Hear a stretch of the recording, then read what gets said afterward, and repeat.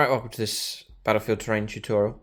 So in this video here, I'm going to show you how to achieve the setup that you can see on the screen. It's like an urban Gothic ruin type setup here for this board. And I'm going to show you step by step. So starting with the foundation, work our way up, and then you should be able to copy this and apply it and set up your own games, just as you see here for Warhammer 40,000.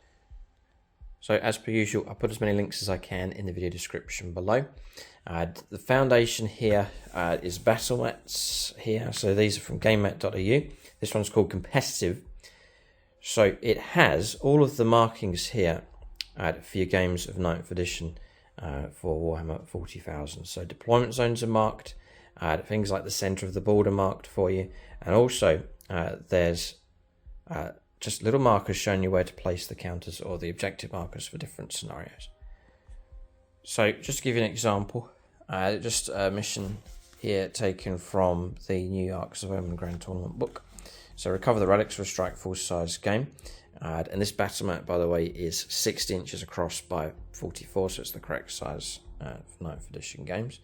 So setting up here, deployment zone, playing from end to end for this game, which is marked by this, it's subtly done, it's these pipes across here that runs from one side to the other. And there's the other deployment zone marked out for you.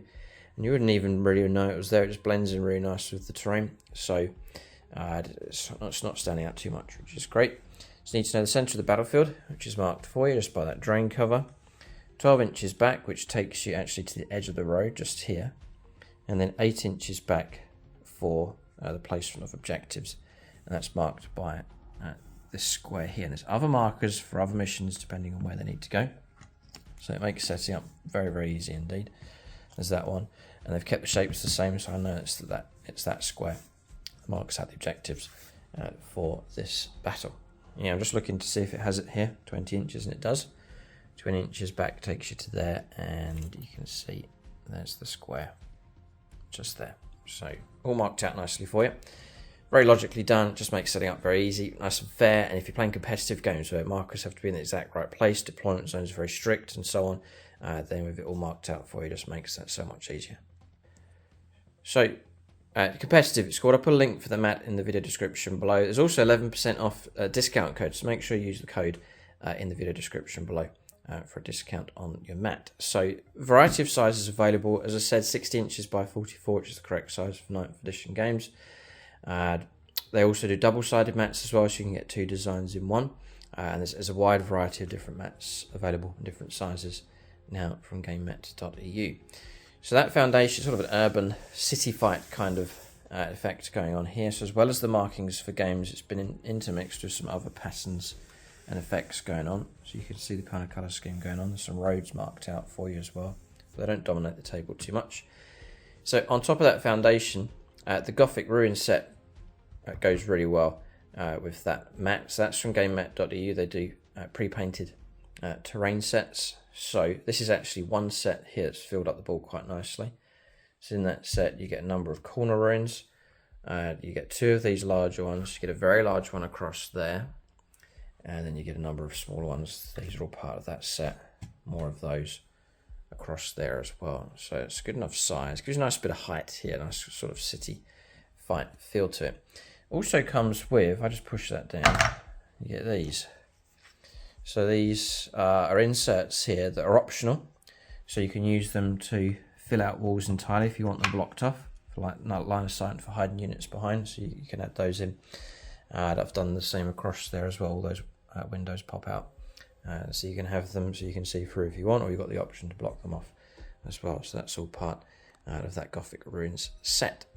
So again, I'll put a link for that in the video description below. It's a brilliant sort of city fighting set. It comes pre-painted. I've made my own adjustments with colour here, just with spray cans. A little bit of brown, a little bit of grey I add on this. It's very subtly done, but it's a basic sort of grey colour scheme that you get with that.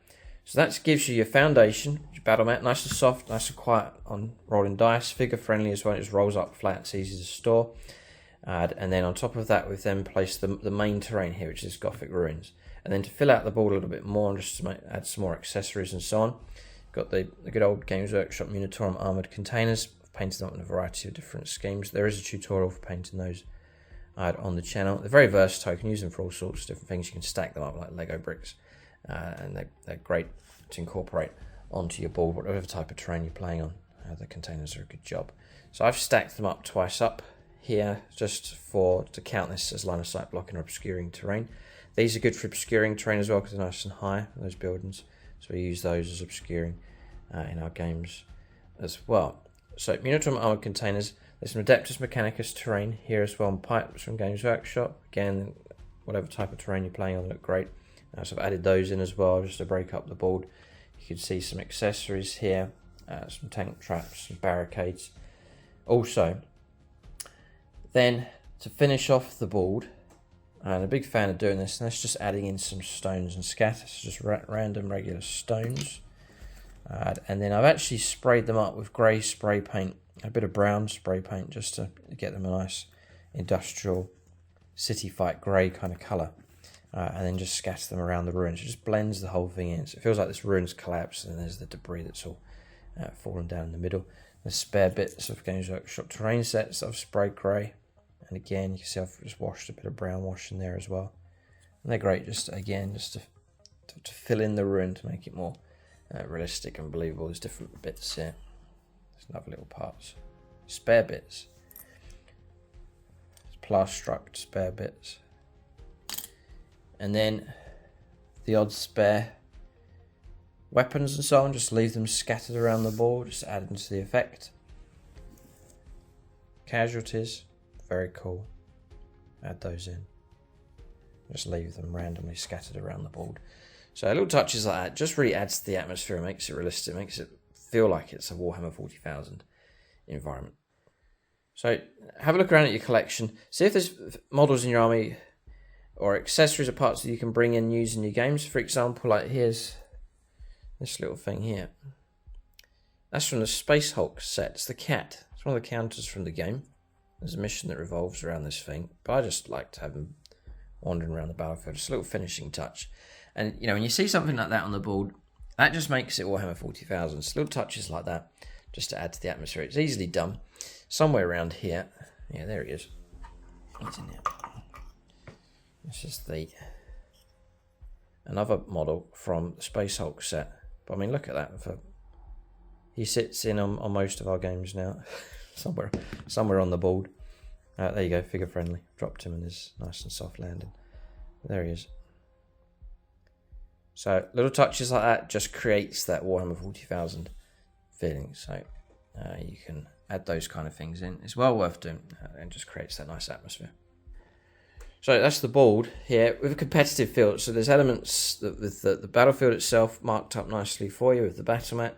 And also for competitive games, you do need a fair distribution of line of sight blocking terrain. So these Gothic ruins are perfect for that as well. They provide the height and the board coverage for those rules. And then to create line of sight block in the middle, obscuring terrain, I've just double stacked the Munitorum armored containers just to get the height on that for obscuring terrain. That's the board here. What we'll do is we'll finish up with some panning around here to show you the different angles of this board. Check out the links in the video description below for the gamemat.eu stuff, the buildings, and also the terrain. Remember, there's that voucher code that you can use for a discount. Thanks for watching. Keep a lookout for more videos in this series, and tune in next time.